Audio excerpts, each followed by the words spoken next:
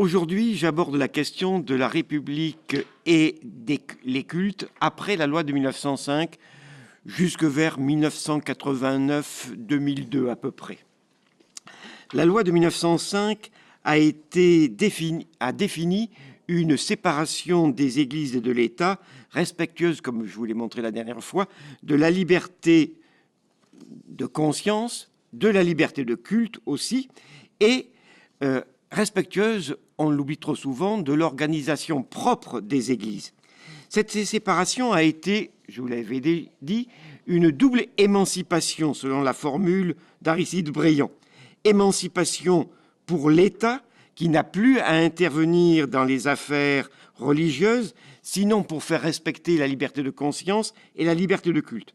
Mais aussi émancipation pour toutes les religions, les plus nouvelles, bien sûr, qui désormais sont libres, disons, de leur culte, à la seule condition de respecter l'ordre public. La loi de 1905 a été une loi souveraine, établie par le Parlement et le gouvernement, sans négociation avec les églises, et c'est important de le rappeler. Cette loi a parachevé les lois laïques des années 1879-1886, loi, disons, complétant les institutions de la Troisième République. Et ainsi, même si le mot de laïcité n'apparaît pas dans la loi de 1905, les principes des deux premiers articles définissent la laïcité par trois principes qui n'en font qu'un: la liberté de conscience, l'égalité des droits et la séparation juridique de la sphère publique et de la sphère privée, ainsi que la neutralité de l'État. Il n'empêche que la loi de 1905 n'a cessé d'être contestée, d'être critiquée, voire dénaturée depuis. Le premier point que je voudrais aborder, c'est le suivant. En effet, la laïcité est devenue en 1946 un principe constitutionnel, mais un principe, disons, contesté. Et cela à cause essentiellement du comportement de l'Église catholique. Vous le savez, je vous l'ai dit la dernière fois, l'Église catholique n'avait pas réussi à mettre en échec l'application de la loi de 1905. Son refus d'organiser des associations cultuelles l'avait affaibli matériellement et humainement, puisqu'un certain nombre de ses biens non cultuels avaient été saisis et remis, sécularisés aux communes. La suppression du budget des cultes et donc des salaires des prêtres avait fait chuter de moitié les vocations pour la prêtrise en moins de 5 ans. Mais l'Église catholique ne va cesser, disons, d'utiliser tous les reculs des forces politiques de gauche et des forces laïques pour, disons, avancer ses pions et reconquérir très lentement une présence dans l'espace public. Elle a été aidée par cela, aussi curieusement que ça puisse paraître, par la dérive d'Aristide Briand, qui, en 1905, a refusé d'adhérer au parti de Jaurès, qui ensuite est devenu plus de 14 fois ministre de la Justice, de l'Instruction ou des Affaires étrangères, qui fut 4 fois président du Conseil et même prix Nobel de la paix en 1926. Oui, avant de mourir en 1932. Alors, premier point que je voudrais développer, j'avais abordé un petit peu cela la dernière fois en répondant à une question, la séparation des églises de l'État n'a pas été totale. Premièrement, la loi de 1905 n'a pas été appliquée dans les territoires coloniaux, puisque, disons, les lobbies coloniaux l'en ont empêché, y compris, elle ne fut pas appliquée dans les 3 départements de l'Algérie pour les populations arabes et berbères, qui restèrent soumises donc au statut de l'indigénat de 1881, qui permettait à la République de choisir, de contrôler et de payer les imams et les cadis, et même les cheikh, alors que les oulémas, les savants en religion, réclamaient l'application de la loi. Pour mémoire, du coup, on n'applique pas la loi aux prêtres et aux rabbins en Algérie. Ils restent, disons, des quasi-fonctionnaires de l'État. Pas question d'accorder donc la laïcité pour le culte musulman en dépit des réclamations dans les années 20 et 30, par exemple de l'étoile nord-africaine. Il n'empêche qu'en 1920, pour honorer les musulmans morts pour la France, la Grande Mosquée de Paris fut, disons, construite grâce à des crédits publics de l'État et de la ville de Paris. Mais attention, on l'oublie trop souvent, mais dans le cadre dérogatoire du droit spécifique de l'Algérie. Et voilà pourquoi, en 1962, la Grande Mosquée est restée propriété de l'État algérien indépendant. Deuxièmement, la législation anticongréganiste du ministère Combes a été abrogée, et cela dès la déclaration de guerre en 1914, quand le gouvernement d'Union sacrée a estimé que tous les 30 000 religieux qui avaient migré hors de France pouvaient réintégrer la nation. Et en 1942, le régime de Vichy va abroger tous les délits de congrégation et ainsi permettre aux congrégations religieuses d'avoir pleinement un statut, de pouvoir recevoir des fondations et, disons, d'être privilégiées fiscalement. Le général de Gaulle confirmera ces avantages dès l'ordonnance du 9 août 1944. Troisièmement, la loi de 1905 n'a pas été appliquée dans les 3 départements d'Alsace-Moselle, je vous l'avais déjà dit. En 1919, le gouvernement Clémenceau maintint à titre provisoire le statut local et des cultes reconnus selon le concordat de 1801 en Alsace-Moselle.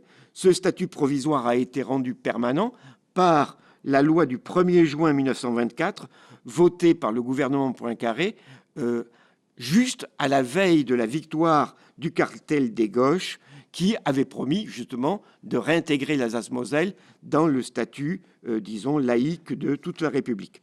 Et de Gaulle, là encore une fois, maintiendra ce statut spécial par l'ordonnance du 9 août 1944.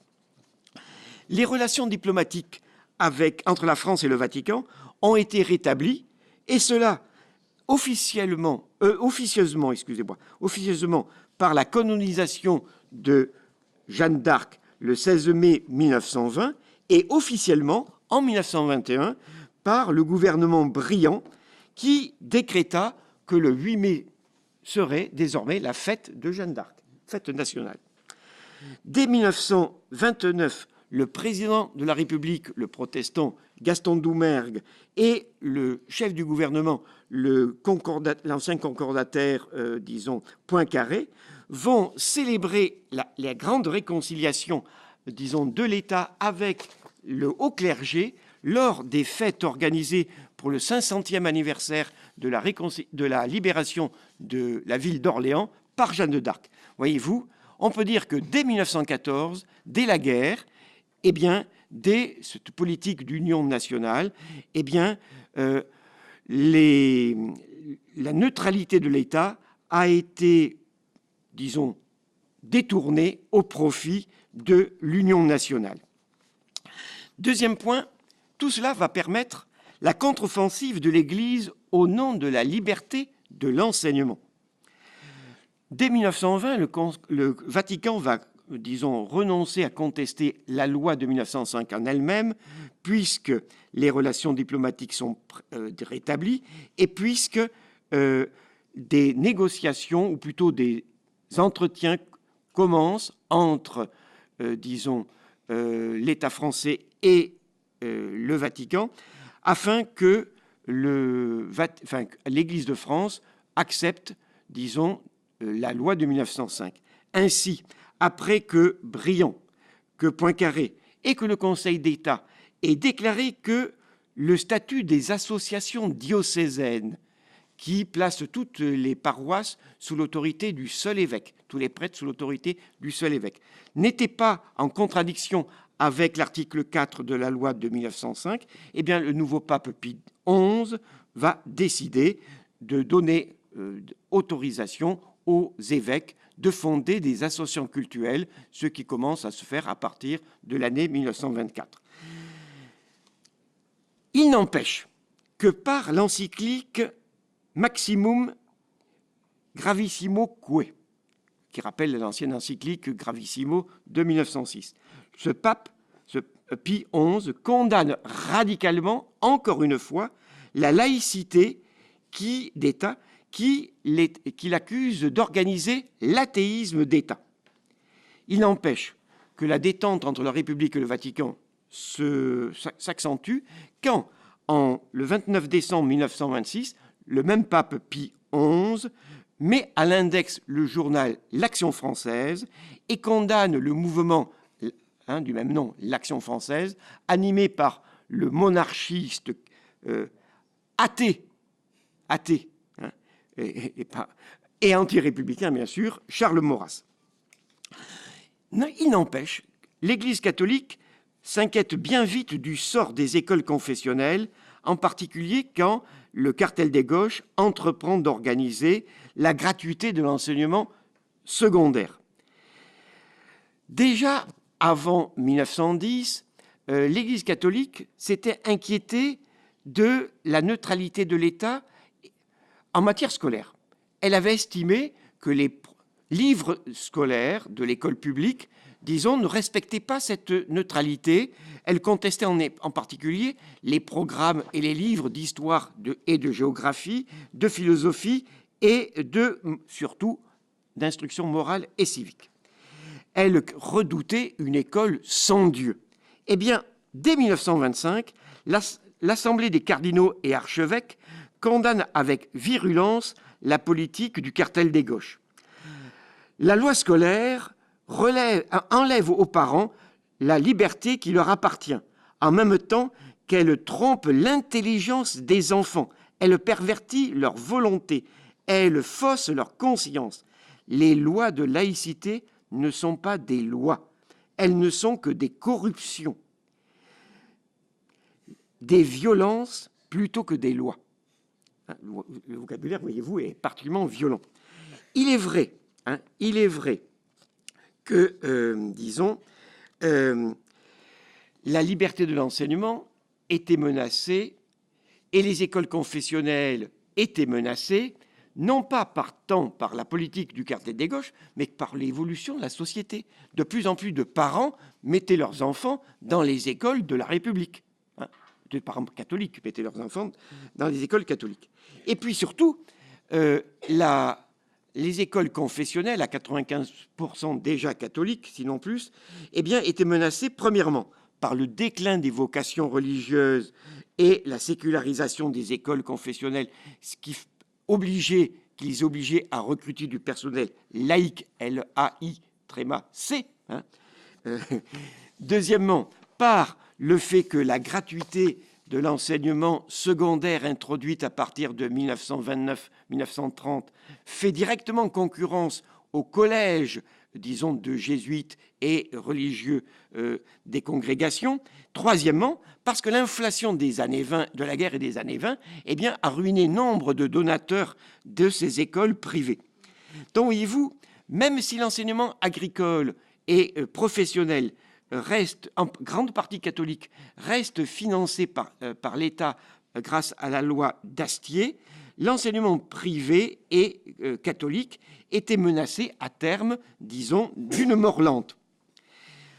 Le pape s'en était inquiété et par une encyclique du 31 décembre 1929, le Vatican avait rappelé la conception éducative de l'Église, à savoir, il était nécessaire que tout système d'enseignement personnel, programme et livres soit régi sous la direction et la maternelle vigilance de l'Église, de telle sorte que la religion soit le fondement et le gouvernement de tout enseignement.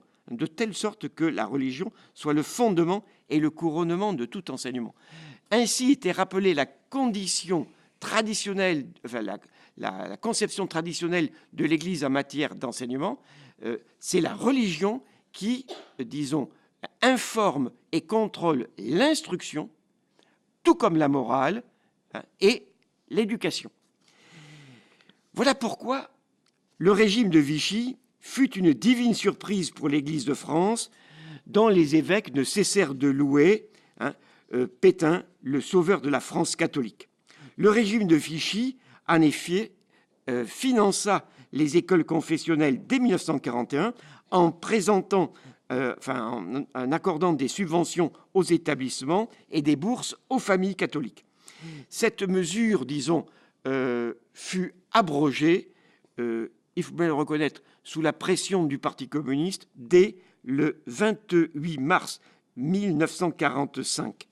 L'enseignement privé, surtout secondaire, disons, ne pouvait plus guère subsister longtemps grâce aux seules, disons, contributions des parents d'élèves. La situation devenait gravissime pour lui et, en conséquence, disons, l'Église catholique allait tenter le tout pour sauver ses propres écoles. Et voilà pourquoi elle va faire pression sur De Gaulle pour, disons, obtenir des concessions. De Gaulle, bon catholique, mais en même temps ferme républicain à sa manière, comprit qu'il ne fallait pas céder.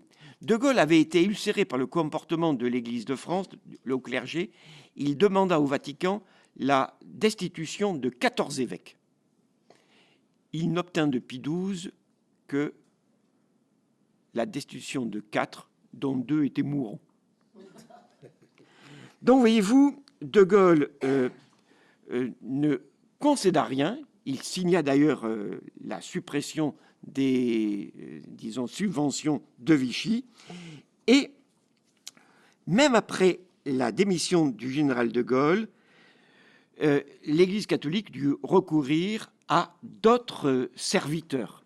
Ces serviteurs loyaux furent les démocrates chrétiens qui avaient formé, souvent au sortir de la résistance, le mouvement républicain populaire, le MREP, que le Canard enchaîné qualifiait de mouvement pour ramasser les pétainistes. Je lui laisse la responsabilité de la formule. Toujours est-il que ces chrétiens démocrates furent assez puissants pour, disons, obtenir que le principe de laïcité ne soit pas pleinement constitutionnalisé en 1946. C'est ce que je vais vous expliquer maintenant. C'est peu connu et je crois que c'est capital. En effet, le 5 mai 1946, le projet de constitution de la 4e République fut soumis aux Français et aux Françaises par référendum. En dépit du soutien du Parti communiste et du Parti socialiste et de quelques radicaux qui avaient recueilli plus de 50% des voix aux élections législatives du printemps 1945. Ce premier projet fut rejeté par 53% des électeurs. Il est vrai que les gaullistes, le MRP, les libéraux et l'extrême droite avaient appelé à son rejet. Et entre autres, parce qu'ils en contestaient le principe de laïcité, qui était inscrit noir sur blanc. En effet, l'article 13 du projet préconisait ceci. La liberté de conscience et des cultes est garantie par la neutralité de l'État à l'égard de toutes les croyances et de tous les cultes. Elle est garantie notamment par la séparation des églises et de l'État, ainsi que par la laïcité des pouvoirs et de l'enseignement public. C'était clair et c'était net. La loi de 1905 était pleinement constitutionnalisée comme les autres lois laïques. Il faut donc procéder à de nouvelles élections législatives en juin 1946, qui permit au MREP, avec 28% des voix, de devenir le premier parti de France à la place du Parti communiste qui stagnait à 26%. Alors que la SFIO, le Parti socialiste tombait à 21. Les rédacteurs démocrates chrétiens, disons, rédigèrent un nouveau projet et, certes, ils considèrent dans le préambule de la Constitution du 27 octobre 1946 que, je cite, « le peuple français proclame à nouveau que tout être humain, sans distinction de race, de religion et de croyance, possède des droits inaliénables et sacrés. Nul ne peut être lésé dans son travail ou son emploi en raison de ses origines, de ses opinions et de ses croyances. » Bon. Mais ils proposèrent que l'article 1er de la Constitution soit rédigé ainsi: « La France est une république indivisible, démocratique et sociale. » Il a fallu un amendement déposé in extremis par les députés communistes Georges Cogniot et Étienne Fajon pour qu'une majorité réintègre l'article laïque dans cette définition du premier article. C'est donc, voyez-vous, un adjectif laïque qui passait mal aux yeux des chrétiens démocrates et même des gaullistes par certains côtés.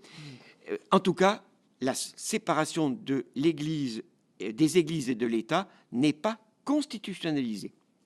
Eh bien, cet affaiblissement du principe de laïcité va être aggravé encore en 1958.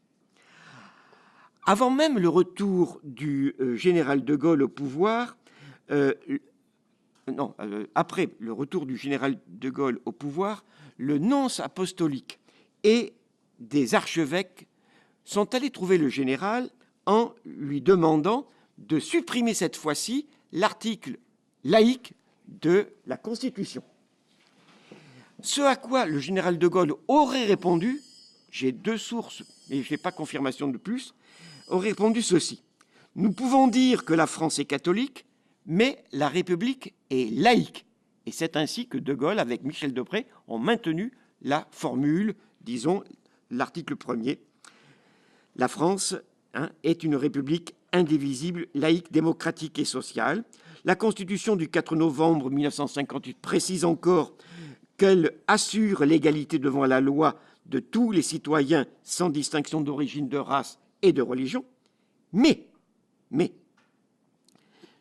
à la demande d'un député démocrate chrétien, le constitutionnaliste Coste-Fleuret, et de certains gaullistes, est ajouté in extremis l'amendement suivant à l'article 1er: « La République respecte toutes les croyances. » C'est une formule particulièrement ambiguë. Pourquoi? Parce que, en droit, la République ne respecte que des personnes, que des associations de personnes, ou des personnes en tant qu'individus.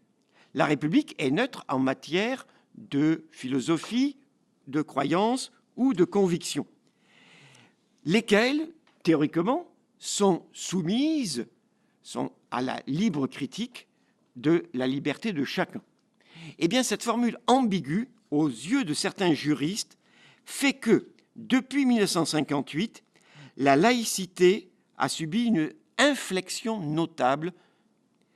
D'une laïcité séparatrice, on passe à une laïcité respectueuse des croyances et donc des religions. La laïcité, certes, reste définie par les principes de la loi de 1905, la liberté de conscience et l'égalité des droits, et la neutralité confessionnelle de l'État, mais voyez-vous, avec un respect de toutes les croyances, comme s'il y avait égalité, pour ainsi dire, de traitement entre les convictions philosophiques et le droit et les religions. Voilà pourquoi je vais développer dans une deuxième partie le thème suivant: en quoi est-ce que l'Église catholique a été la championne de la laïcité positive jusqu'à aujourd'hui? Dès 1945, pour faire oublier leur soutien quasi général au régime de Vichy, les cardinaux et archevêques de France, disons, font une déclaration sur la laïcité. Ils distinguent désormais la juste laïcité du laïcisme. La première, à savoir la saine et légitime laïcité, est définie comme la coexistence pacifique des diverses familles de pensée, ou encore comme le respect des croyances par l'État. Vous voyez comment l'origine du mot respect des croyances par l'État, ça remonte à 1945. Mais l'Église continue à condamner avec la plus grande force le laïcisme, défini comme le refus de collaboration entre l'Église et l'État, ou alors simplement, bien sûr, comme la propagande antireligieuse. Dans le même texte, les cardinaux et archevêques réaffirment la primauté des droits de l'Église sur ceux de l'État en matière d'éducation. C'était une citation. L'État ne peut que suppléer aux difficultés des familles à assumer leur mission éducative. Donc, voyez-vous, c'est sur le terrain de la liberté de l'enseignement et de la mission éducative de l'Église que l'Église va chercher à reconquérir le terrain perdu. Et cela en respectant l'encyclique pontificale de 1929. Premier point, nouvelle offensive de l'Église pour la liberté de l'enseignement.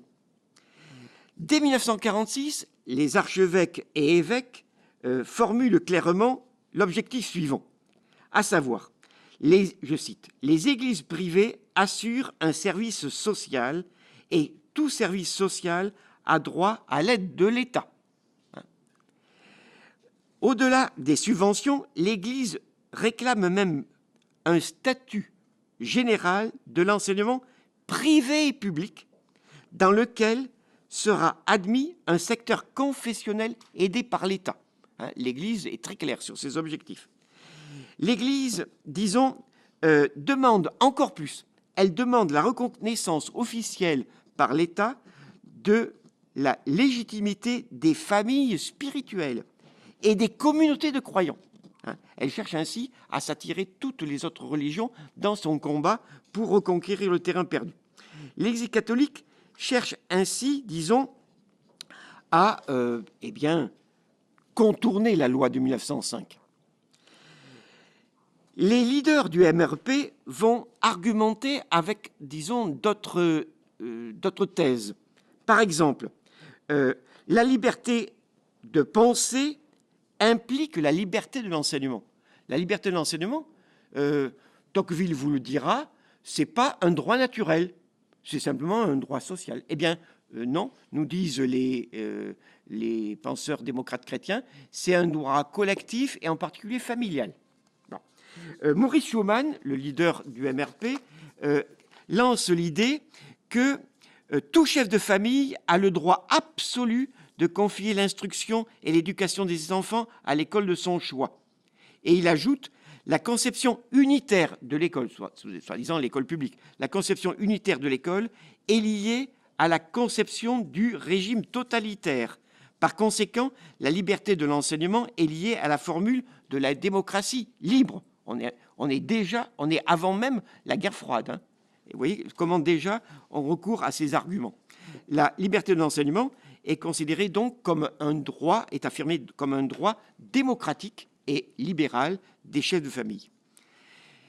Celui qui va débloquer la situation et permettre, disons, de modifier encore intellectuellement le rapport de force, c'est en 1950 le philosophe Étienne Borne qui lance l'idée d'une école intégrée, mais d'une école libre, intégrée, mais non absorbée dans l'éducation nationale. Les établissements privés, écrit-il, pourraient garder leur autonomie. Ils seraient intégrés à l'université en ce qui concerne l'enseignement et l'instruction civique. Mais ils seraient libres de donner un style original à la formation spirituelle de leurs élèves. C'est depuis 1950 que cette conception de l'autonomie et de la distinction entre, disons, le domaine de l'enseignement et de l'instruction civique qui relèverait de l'université et le caractère propre des écoles privées qui ne relèverait que d'elles, hein, c'est de cette date, donc 1950, que date cette distinction dont nous verrons tous les effets à partir de 1980-84.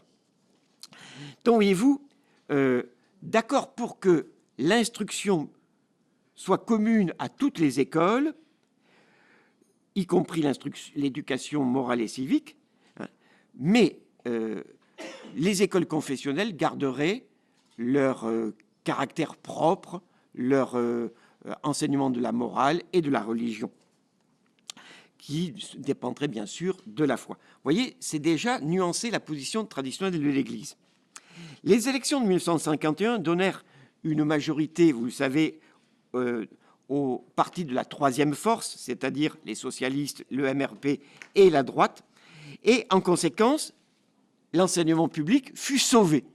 Dès 1951, la loi Marie, c'était le ministre de l'Instruction publique, un démocrate chrétien, accorde des bourses aux enseignements de l'enseignement privé, comme l'avait fait le régime de Vichy. Et, plus encore, le président de l'Association parlementaire pour la liberté de l'enseignement, association qui regroupe 278 députés, la quasi-moitié, eh bien, le président de cette association parlementaire pour la défense de la liberté de l'enseignement, un certain Barranger, fait voter la loi Barranger qui permet l'octroi d'allocations versées directement, non pas aux parents d'élèves, mais aux établissements privés congréganistes, pour assurer la rétribution des maîtres. Donc, voyez-vous, c'est l'article 2 de la loi Goblet de 1886 qui est ouvertement violé. Loi qui précisait en 1886 ceci, à savoir, à l'école publique, fonds publics, à l'école privée, fonds privés. Mais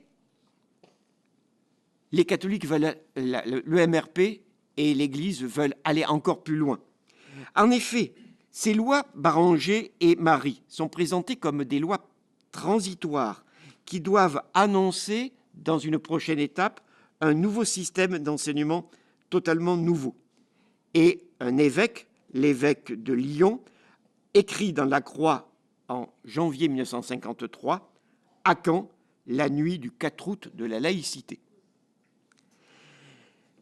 Cette nuit du 4 août, ce sera la loi Debré, solution définitive, d'après Debré, de l'enseignement privé. Après le retour du général de Gaulle au pouvoir en 1958, pour trouver une solution définitive à la question de l'enseignement privé, de Gaulle, disons, refuse de négocier avec le Vatican. Il veut une loi proprement imposée par lui. Il charge le ministre socialiste André Bouloche, car dans les premiers gouvernements de Gaulle, les socialistes ont collaboré, de préparer, une nouvelle loi. Le premier gouvernement de Gaulle, bien sûr, est présidé par Michel Debré, qui a sa petite idée aussi sur la question. Il est vrai que les gaullistes et le MRP sont en force dans cette nouvelle assemblée, élue, après l'adoption de la Constitution de la Ve République. Jamais les forces laïques n'ont été aussi peu représentées à l'Assemblée nationale, 10 députés communistes, 40 socialistes, 23 radicaux. Et en face eux, 323 députés, membres de l'Association de la défense de la liberté de l'enseignement. Je vais passer sur les détails.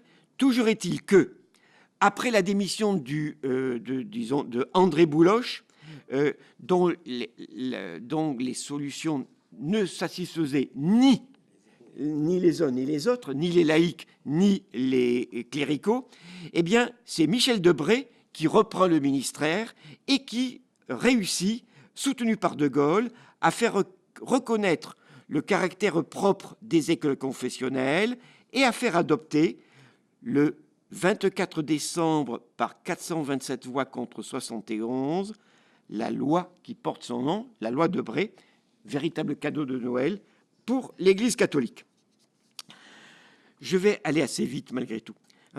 La loi, mais la loi Debré mérite d'être connue parce que c'est quand même, disons, de cette manière que peut se développer, disons, les futurs ou les déjà réalisés, enfin les déjà en place, écoles confessionnelles non catholiques.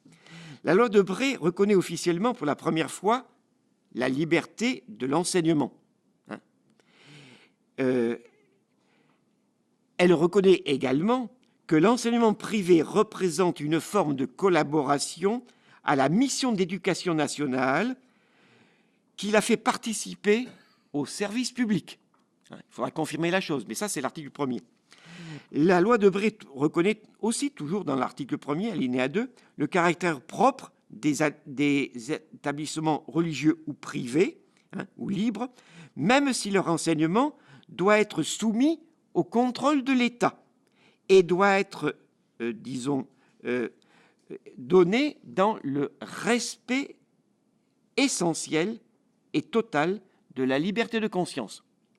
Alors vous allez me dire, on ne peut penser que le respect de la liberté de conscience des enfants dans une école confessionnelle, disons, est quelque peu illusoire, mais cette clause peut permettre le recrutement d'enfants non catholiques dans des écoles libres. La loi Debré donne, en effet, toujours dans l'article 1er, alinéa 3, un droit nouveau aux églises qui auront désormais la possibilité d'assurer, je cite, d'assurer aux élèves de l'enseignement public la liberté des cultes et de l'instruction religieuse. C'est-à-dire que des aumôniers pourront pénétrer dans les établissements, collèges et lycées publics et y délivrer, disons, l'enseignement religieux. C'est contraire à l'article 2 de la loi de 1905. La loi Debré propose aux établissements privés de choisir essentiellement deux types de contrats. Un contrat d'association à l'enseignement public. Elle devrait simplement adopter les règles et les programmes de l'enseignement public, et en contrepartie, l'État assurerait les traitements des personnels qualifiés, mais aussi les dépenses de fonctionnement sur les mêmes bases que dans les établissements publics. Bon, contrôle, d'accord, des programmes, mais financement des personnels et du fonctionnement. Ou alors, deuxième solution, des contrats simples pour être définis entre les établissements privés et l'État, qui soumettraient ces établissements à un simple contrôle pédagogique et financier et qui ne rémunérerait que les seuls personnels qualifiés, mais qui ne prendraient pas en charge le fonctionnement de ces écoles, quoique les communes pourraient intervenir pour financer ces écoles privées grâce à l'article 49 de la loi 69 de la loi Fallou, qui n'a toujours pas été supprimé. Par contre, les établissements privés qui refuseraient tout contrat, eh bien, devraient malgré tout respecter l'obligation scolaire, les conditions d'hygiène, mais recevraient les crédits barrangés. Vous voyez, ça va très loin comme concession. Le contrôle de l'État sur les établissements privés est donc très mal défini et très illusoire. Et les décrets d'application vont permettre, disons, aux établissements confessionnels d'avoir de véritables privilèges dérogatoires à la laïcité. Ainsi, par exemple, les chefs d'établissement pourront sélectionner leurs enseignants et même demander, par exemple, des certificats de catholicité, comme dit le décret, des actes d'appartenance religieuse. Ainsi, par exemple, des femmes divorcées ne pourront pas enseigner dans les écoles catholiques. Drôle d'enseignement libre. En assumant donc les rémunérations des personnels des écoles confessionnelles à 95% catholiques, l'État subventionne en fait une religion. hein, le catholicisme. La loi Debré viole donc en particulier l'article 2 de la loi de 1905 qui stipulait, je vous le rappelle, que la République ne reconnaît, ne salaire ni ne subventionne aucun culte. Mais les laïcs, disons, ne pouvaient pas laisser passer une telle loi. Qu'ont-ils fait? Eh bien, les laïcs, avec en particulier le Comité national d'action laïque, qui rassemble toutes les organisations syndicales, politiques et laïques, hein, a lancé dès 1960 une immense campagne de pétition qui a rassemblé 10 813 697 signatures, excusez de la précision, c'est-à-dire plus de la moitié des votants aux élections de 1958. 10 millions. Oui, 10 millions, oui. 10 millions 813. Qu'est-ce que j'ai dit? Bon, peu importe, excusez-moi. Mais le général de Gaulle oppose une fin de non-recevoir, opposant la mobilisation à la mobilisation populaire, la légitimité électorale de sa majorité. Il est vrai que... Eh oui, il faut que j'écoute le coup. Il est vrai que le CNAL, disons, s'y est pris un peu tard, mais en dépit du Rassemblement national monstre à Vincennes en juin 1960, la loi est tombée dans l'application. Eh bien, ça ne suffit pas à l'Église catholique. L'application de la loi Debré va permettre à l'Église d'accroître encore plus son autorité sur les établissements privés et publics. Je m'explique. Premièrement, par un décret d'application, en moins de 10 ans, l'Église catholique va pouvoir, créer 2650 aumôneries dans les établissements scolaires et les cours de religion seront désormais intégrés dans les plannings d'emploi du temps. Oui, c'est théoriquement possible. Deuxièmement, l'Église conteste que les contrats assignés entre chaque établissement et les recteurs, empêchent la direction nationale de l'enseignement catholique de jouer un rôle.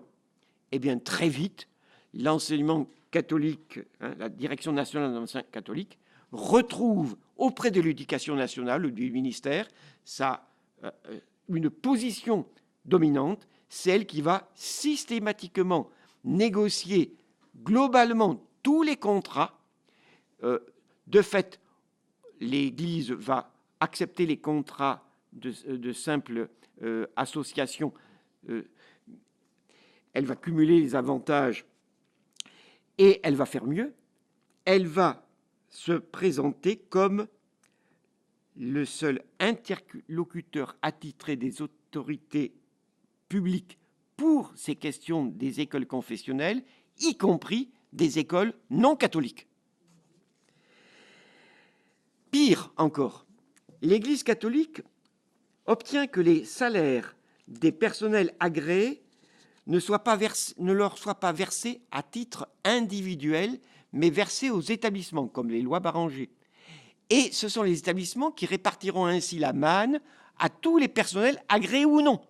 Alors, quand vous voyez aujourd'hui des professeurs de l'enseignement confessionnel dire « nos retraites ne sont pas au niveau des retraites de l'enseignement public », eh bien oui, mais la faute à qui? À l'enseignement privé, pas à l'État. Donc, voyez-vous,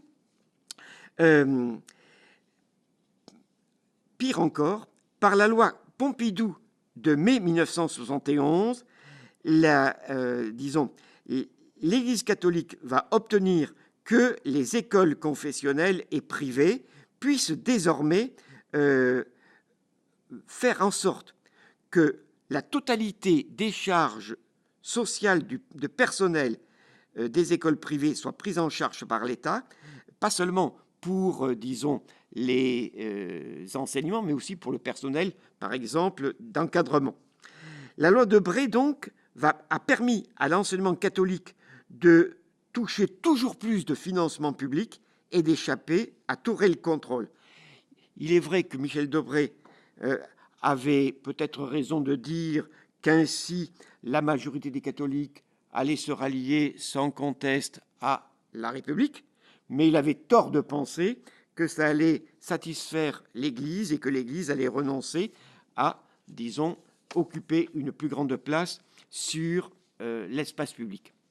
Et voilà pourquoi, à partir de 1958, l'Église va se battre sur un nouveau terrain, à savoir l'affirmation de la laïcité positive. L'application de la loi Debré a été en effet une victoire pour les interprètes les plus conservateurs du Concile Vatican II.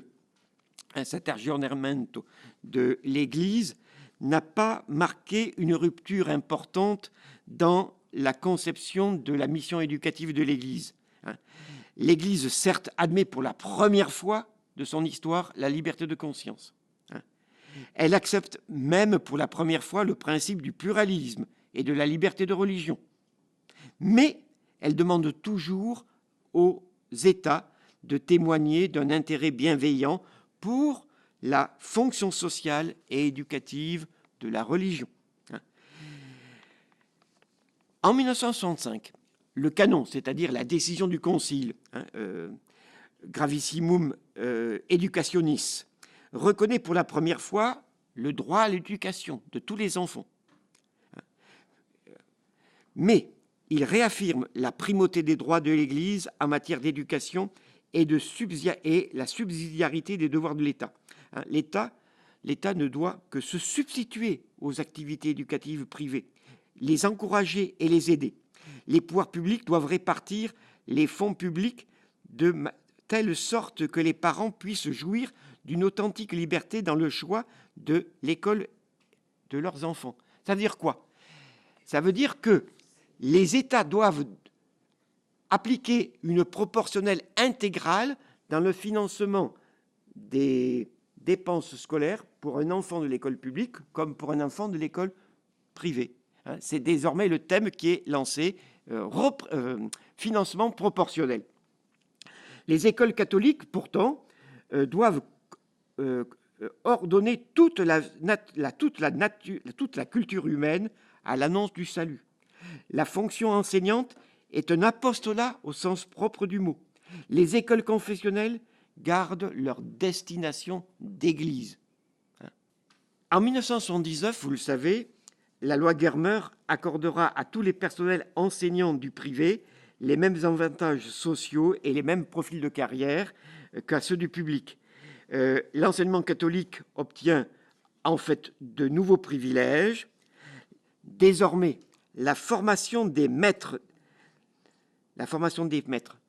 du privé se fera dans des centres spécifiques, respectueux de leur caractère propre, mais sur fonds publics. Et ils passeront un CAPES particulier, ces maîtres-là. Autre privilège, les enseignements du public pourront abandonner le public et être recrutés dans le privé. Ainsi, ils échapperont au mouvement national. Et c'est pourquoi, en particulier à Paris, le nombre d'agrégés reçus et devant servir le public passe dans le privé et ça améliore sensiblement l'encadrement du privé qui devient concurrentiel directement. Et enfin, troisième concession, l'enseignement privé est désormais intégré dans la carte scolaire.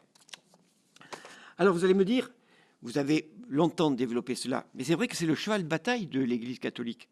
En 1984, l'enseignement privé, à 95% catholique, scolarise encore 14% des élèves du primaire, 20% des collégiens et 25% des lycéens, 23% des lycéens. Vous voyez, l'Église catholique a toujours privilégié les élites plutôt que les enfants du peuple. Ces établissements sont de plus petite taille, les effectifs des classes moins lourds, les origines sociales de ces élèves plus élevées. Il n'empêche, l'enseignement privé n'a pas assumé les charges de la démocratisation du service public. Il a échappé à la massification scolaire. Il n'a pas appliqué la mixité sociale. Il a accentué le creusement des inégalités culturelles. Mais il réclame plus. Il réclame la liberté de créer de nouveaux établissements. Donc, voyez-vous, la loi Debré a ouvert la voie de la privatisation rampante de tout l'enseignement. Pourquoi je dis cela?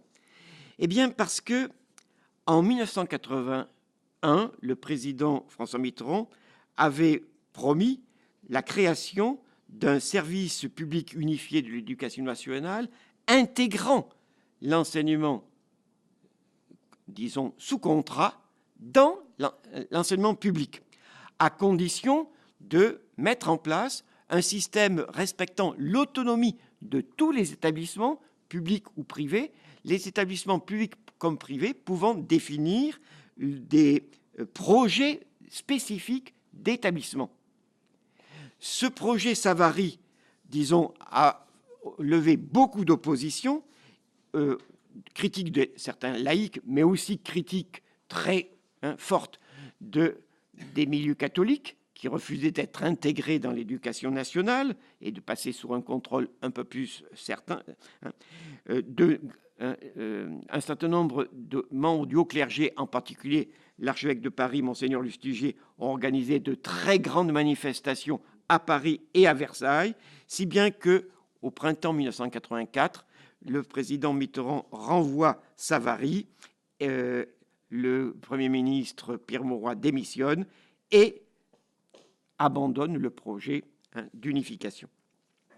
C'est une victoire réelle pour, disons, l'enseignement confessionnel, qui marquera encore un point important en 1992-93, quand seront signés les accords Langue-Cloupet.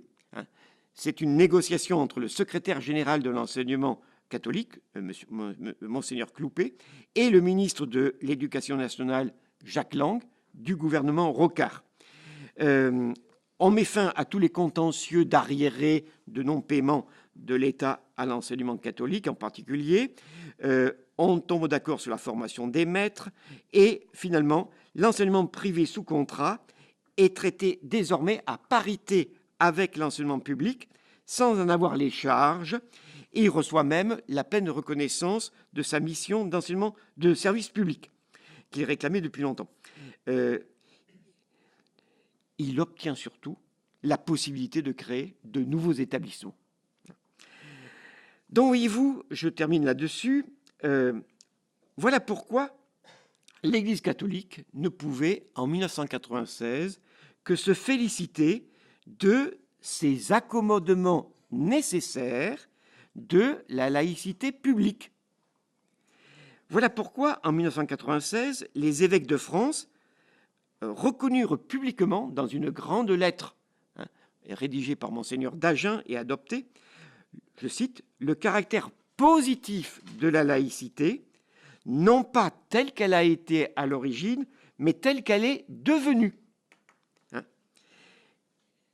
Et ce n'est pas pour autant que l'Église renonce à mettre en cause la séparation de l'Église et de l'État. Pourquoi cela? Certes, en 1953, le pape Jean-Paul... certes, en 1953, le pape Pie XII avait condamné, encore une fois, la séparation coupable entre les deux pouvoirs, spirituel et temporel. Il ne jurait que par les concordats, qui étaient l'expression de la collaboration entre l'Église et l'État. Pourtant, le même pape, en 1958, se rallie à la conception de l'Église de France, opposant le laïcisme, à condamner bien sûr, et la saine et légitime laïcité. C'est la thèse officielle du Vatican, et il faut attendre Jean-Paul II pour que cette saine et légitime laïcité soit encore plus mise en avant. Je passe sur les détails. Le pape Jean-Paul II, dans sa dernière lettre aux catholiques de France du 11 janvier 2005, affirme même, écoutez bien, que le principe de laïcité, s'il est bien compris, appartient aussi à la doctrine sociale de l'Église, puisqu'elle repose sur une saine coopération entre l'Église et l'État. Et alors, l'explication est magnifique. À l'État, c'est moi qui simplifie, à l'État, la gestion des besoins matériels et sociaux. À l'Église, la charge des besoins spirituels. Écoutez bien, surtout en ces temps de crise d'identité qui traversent les sociétés modernes. L'Église s'arroge une fonction de réponse à la crise d'identité qui traverse les sociétés modernes. Plus que jamais, il faut créer des instances de dialogue permanent au plus haut niveau entre l'État et l'Église.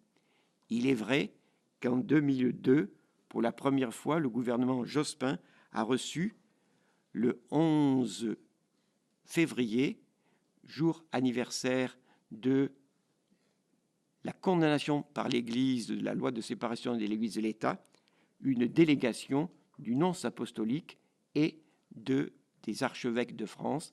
Et désormais, cela est fait tous les ans. Néanmoins, l'Église catholique condamne toujours le régime de séparation. Sous Benoît XV, pour Benoît XV, c'est un danger pour la physionomie spirituelle, morale et humaine de l'Europe. Lors de son dernier voyage en France en septembre 2008, le pape fera encore une fois devant Nicolas Sarkozy l'apologie d'une laïcité positive. Et le pape François n'a pas hésité à déclarer le 2 mars 2016 « La France doit devenir un pays plus laïque encore ». Laïque, L-A-I-C. Pourquoi ? Car la laïcité serait en France incomplète, parce qu'elle résulte trop de la philosophie des Lumières, pour lesquelles les religions étaient une sous-culture. Même si le pape François condamne, et ça on peut dire que c'est pour la première fois, la théocratie pontificale de l'Ancien Régime, puisque, dit-il, tous les États confessionnels finissent mal, il demande à ce que la France soit un État laïque, vraiment, parce qu'elle exagère trop la laïcité. Donc, désormais, l'Église catholique se réclame d'une laïcité positive, définie comme une laïcité de collaboration entre l'État et l'Église. Et ce que l'Église catholique ne peut pas obtenir à Paris, elle cherchera à l'obtenir à Bruxelles, où a été mise en place et reconnue par la Commission de Bruxelles en 1990 sous la présidence de Jacques Delors, la Commission des évêques de la Communauté européenne, la COMES, qui est un lobby particulièrement puissant à Bruxelles. Il me reste à aborder une dernière question. Ce sera plus rapide, excusez-moi, mais je crois que c'est capital. Pourquoi est-ce que les protestants sont devenus les nouveaux champions de la laïcité ouverte ? Je vous ai rappelé la dernière fois tout le rôle des protestants dans l'élaboration et l'adoption de la loi de 1905. Et pourtant, c'est l'un d'eux qui, en 1945, demande pour la première fois la révision des 2 premiers articles de la loi de 1905. Il s'agit de François Méjean, le frère même de Louis Méjean, le conseiller d'Aristide Briand. Désormais, les protestants vont jouer un rôle capital dans l'affirmation d'une laïcité ouverte, inclusive et même européenne. Alors, affirmation d'une laïcité ouverte. La formule de laïcité ouverte apparaît dès 1945 dans certains textes du philosophe protestant Paul Ricoeur, par opposition au laïcisme antireligieux et anticlérical des libres penseurs. Le temps serait venu, dit-il, après les crimes contre l'humanité commis par les nazis, de réconcilier toutes les familles humanistes et toutes les spiritualités religieuses ou non dans une espèce d'œcuménisme général. Commencent les grands rassemblements de Thésée entre catholiques et protestants. Dans les années 50, le pasteur Bogner, président de l'Église réformée, s'inquiète, lui, de ces concessions que l'Église catholique reçoit de la part de l'État. Je passe sur les détails. Et la loi Debré est révélatrice, disons, de la limite à ne pas dépasser aux yeux des protestants. Par la question scolaire, l'Église a obtenu toutes les faveurs de l'État sans rien concéder en retour. Donc, en 1960, François Méjean et d'autres développent une critique inédite des 2 premiers articles de la loi 1905. La liberté de culte est définie de façon trop étroite, puisqu'elle limite uniquement le culte à l'office et pas aux autres activités religieuses qu'entretiennent, religieuses, culturelles, sociales et autres qu'entretiennent les églises. Et deuxièmement, elle, avec la loi Debré, il y a contradiction entre l'article 1 et l'article 2. Là, de ce côté-là, il a raison, puisque les aumôneries ne sont pas pratiquées dans des lieux, comme c'était prévu initialement, où les enfants, les malades, les soldats, les prisonniers n'avaient pas la liberté de circuler.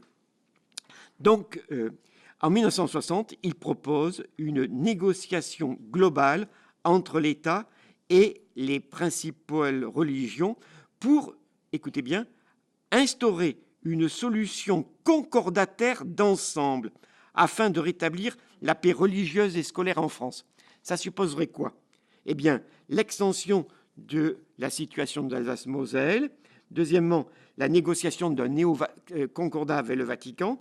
La modification de la définition des cultes et permettant leur subvention.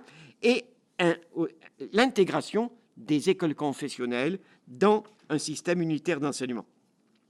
Donc, voyez-vous, il est rejoint sur ces positions par un certain nombre de catholiques, comme l'historien René Raymond ou le sociologue Hervé Lebras. Donc, voyez-vous, qui sont partisans, eux aussi, d'un nouveau concordat. Donc, c'est pas étonnant. Après tout, à l'échelle européenne, les protestants ont déjà fait l'expérience, dans les pays scandinaves en particulier, des cultes reconnus. Le luthéranisme, par exemple, qui est culte national. Bien. Alors, que demandent les protestants? Eh bien, ils demandent, écoutez bien, ils demandent que la France reconnaisse enfin, ratifie enfin, la Convention européenne de sauvegarde des droits de l'homme et des libertés fondamentales, adoptée depuis 1950 par le Conseil de l'Europe. De quoi s'agit-il?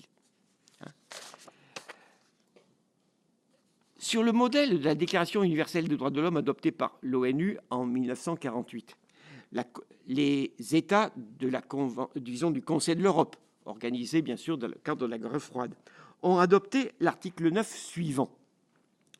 Toute personne a droit à la liberté de pensée, de conscience et de religion.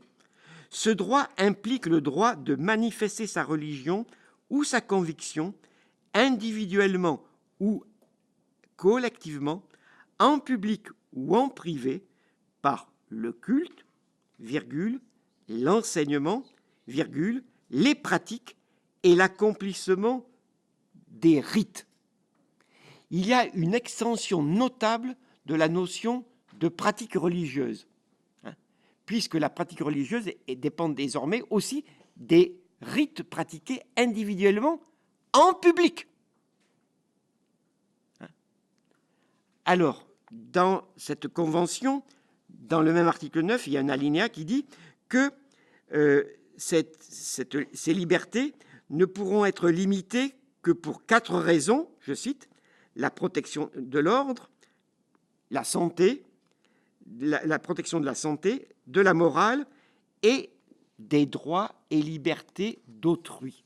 Formule très indéfinie.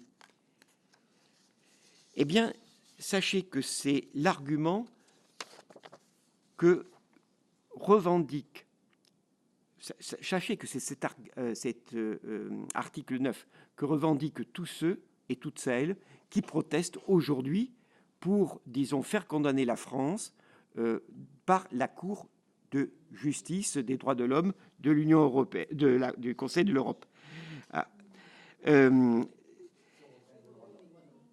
la Cour européenne des droits de l'homme, c'est ça, la Cour européenne des droits de l'homme. Pourquoi? Eh bien, parce qu'à la différence de la déclaration de 1948, cette convention a une force coactive, exécutive. Hein. Les personnes peuvent saisir la Cour européenne et la Cour européenne peut condamner les États.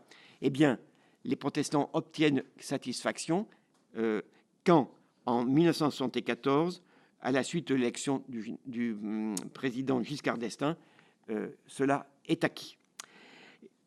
L'Église réformée de France donc donne ainsi tout son sens à la laïcité ouverte. Elle va désormais faire la critique, disons, de tous les avantages qui ont été accordés par l'État au catholicisme, et elle va critiquer ce qu'elle appelle la catholaïcité. Par contre, l'Église réformée se déclare très attachée à la laïcité de l'État, mais à condition que la laïcité prenne en compte le respect nécessaire de toutes les minorités toujours plus nombreuses dans une société pluraliste. Il faut que la laïcité intègre le respect de toutes les minorités toujours plus nombreuses. Et, disons, voilà pourquoi l'Église réformée reconnaît le régime d'Alsace-Moselle, le régime spécial des cultes dans les tombeaux et cherche ainsi à intégrer les, évangéliques, les nouvelles communautés évangéliques. Et c'est dans ce contexte qu'elle va élaborer, avec d'autres, l'idée d'un nouveau pacte laïque. Alors que le syndicat national des instituteurs, de la Fédération de l'éducation nationale, la Ligue des droits de l'homme et surtout la libre pensée dénonçaient radicalement toutes les concessions qui avaient été faites, disons, aux cléricaux, la Ligue de l'enseignement, à laquelle ont adhéré à partir de 1974 de nombreux universitaires catholiques et protestants issus de la nouvelle gauche, eh bien, la Ligue de l'enseignement reprend les formules et les thèses d'une laïcité ouverte, d'une laïcité qui reconnaîtrait la diversité culturelle et le droit à la différence. Quand le président Mitterrand renonce, à unifier le système éducatif, la Ligue de l'enseignement estime que désormais, se battre contre le dualisme scolaire n'a plus raison d'être et que donc désormais, la priorité des priorités doit être, la lutte pour prendre en compte la diversité culturelle. Je cite, « Il n'y a de laïcité qu'ouverte. Il s'agit d'ouvrir un dialogue avec des représentants autorisés des grandes religions présentes en France, catholicisme, protestantisme, judaïsme, islam, en vue de parvenir à un éventuel pacte laïque. » Ligue de l'enseignement. Il s'agit même de penser à une, je cite encore, réorientation de la laïcité. Partant donc, voyez-vous, du constat que la plupart des élèves ont perdu toute culture religieuse, elle propose d'insérer dans les programmes scolaires, eh bien, une initiation aux idéologies et aux religions. Non, c'est avant même Jacques Lang, c'est... comment il s'appelle? Peu importe. Donc, voyez-vous, à l'occasion de la... Non, ça, je passe. Mais le pompon, c'est ce qui va se passer le 20 août 1989. Le 20 août 1989, alors qu'on est en pleine célébration de la Révolution française et que triomphent les idées de la deuxième gauche qui se rallie aux idées libérales de François Furet, anti-jacobine, la Fédération protestante de France et la Ligue de l'enseignement signent un texte commun intitulé « Vers un nouveau pacte laïque ». Ce nouveau pacte est justifié par le nouveau paysage religieux de la France. L'inégalité de traitement entre les cultes est devenue flagrante, en particulier avec le sort scandaleux réservé à l'islam des caves, mais aussi aux communautés évangéliques qui sont obligées de se réunir dans des garages. Pour les deux organisations, le problème le plus urgent est désormais l'accueil et l'intégration de toutes les nouvelles minorités culturelles et religieuses. L'auteur principal de ce texte, le nouveau pacte laïque, est un protestant qui s'appelle Jean Bobéro et qui a justifié ce nouveau pacte laïque afin de, je cite, « renforcer l'affirmation de droits individuels acquis par la recherche de droits collectifs. Au nom désormais de l'équité, selon les thèses du philosophe américain Rawls, et non pas de l'égalité, au nom de l'équité, au nom de l'équité et du respect de la diversité, l'État devrait aider les cultes minoritaires et tenir compte des apports positifs des religions comme facteur d'intégration dans la société. » Vous savez que Jean Bobéro sera nommé en 1989, quelques semaines après, par Lionel Jospin, directeur de la section sociologie des religions et de la laïcité et des laïcités, comme il change l'intitulé, hautes études. La laïcité donc serait désormais donc ouverte et plurielle. Catholiques et protestants font désormais cause commune avec les juifs, les musulmans et de nouvelles confessions pour réclamer une laïcité ouverte et multiculturelle. Dès 1985, le CRIF avait invité François Mitterrand à son repas et le consistoire israélite réclamait dès lors des subventions pour le traitement des rabbins et l'entretien des synagogues et des écoles juives. Quelques semaines après, les témoins de Jéhovah et l'Église de Scientologie réclamaient le statut de religion en France. Mieux encore, en 2002, la Fédération protestante de France remet à Lionel Jospin un rapport qui est intitulé « Culte » au pluriel, équité, laïcité, où elle réclame le toilettage de la loi de 1905, déplorant la relégation de la religion dans l'intimité de la sphère publique, de la sphère privée, excusez-moi, déplorant la relégation de la religion dans l'intimité de la sphère privée, elle affirme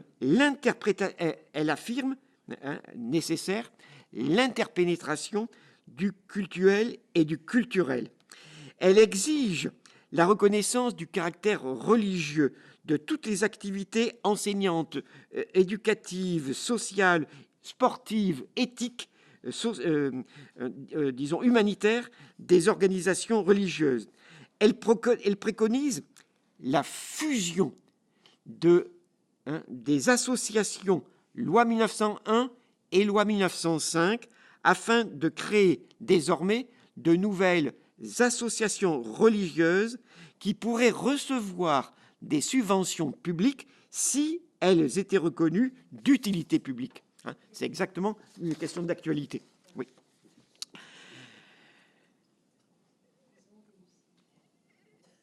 Et désormais, mais si vous voulez, on pourrait désormais, on peut dire que les églises, et là je cite encore toujours les églises doivent trouver leur juste place dans la société civile entre l'État et les citoyens, car elles sont représentatives de la société civile et ont, je cite toujours, vocation et expérience à participer à toutes les dimensions de la vie sociale. Vous retrouverez cette formule noir sur blanc dans le projet de constitution européenne de 2005, Pourquoi? Eh bien, parce que ce que l'Église réformée de France ne peut pas obtenir à Paris, elle peut espérer l'imposer à Bruxelles, puisque la Confédération des Églises chrétiennes d'Europe a, elle aussi, été reconnue en 1990 comme interlocuteur privilégié de la Commission, et que le président de l'Église réformée de France, Edmond de Clermont, devient en 2002 président de la KKK, la Kirk, voilà.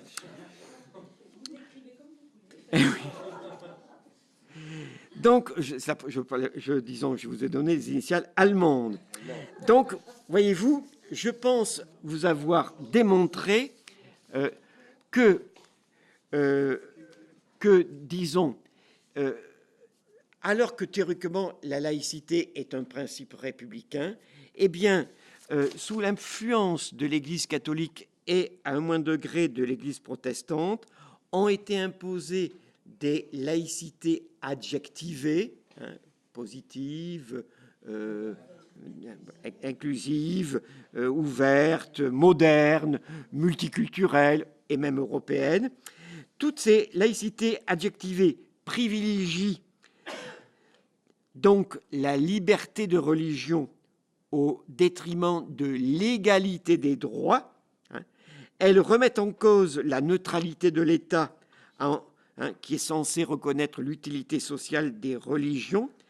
Elles tentent ainsi de freiner la sécularisation des sociétés occidentales au nom d'un retour du religieux. Vous verrez la prochaine fois ce que je vais en penser. Et elles cherchent à instrumentaliser en fait les religions pour, je dirais, conforter les conservatismes politiques, puisqu'elles réduisent souvent l'affirmation des identités personnelles à des appartenances religieuses et collectives.